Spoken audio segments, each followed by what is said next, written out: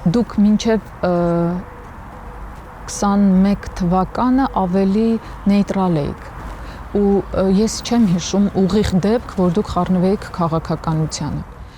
Մի քիչ այդպես չէ, ես 20 թվականին Արցախի պարտությունից անմիջապես հետո հայտարարեցի, որ Նիկոլ Փաշինյանը պետք է հեռանա, ես բոլոր այդ տարիներին ճիշտ արձագանքել եմ եւ օգնել եմ օպոզիցիոն ուժերին, իրենք դա կհաստատեն, ես բոլոր այդ տարիներին չնայած չընդունելով Նիկոլ Փաշինյանի իշխանությանը, շարունակել եմ թե ներդրումները, թե օգնությունները, որ ինչ-որ ձևի օժանդակ լինեմ հայ ժողովրդին եւ Հայաստանի կյանքին, բայց մասնավոր մարդու հնարավորությունները բոլոր դեպքերում սահմանափակ են։ Հաստատ։ Դրա համար ես արել եմ իմ հնարավորությունների չափ։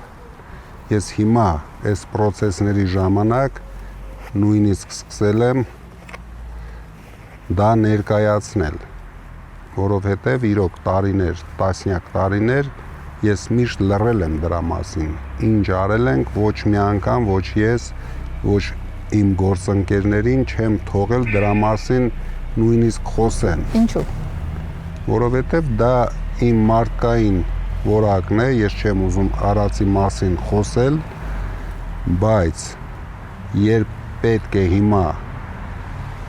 ժողովրդի աչքերը բացել, ժողովրդին զարթնացնել, մենք սկսել ենք օգտագործել դա համեմատության մեջ, որ մարդիկ կարողանան ճիշտ գնահատել,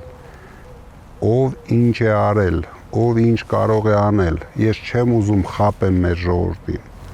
մենք ամեն ինչ բացել ենք մեր ժողովրդի առաջ,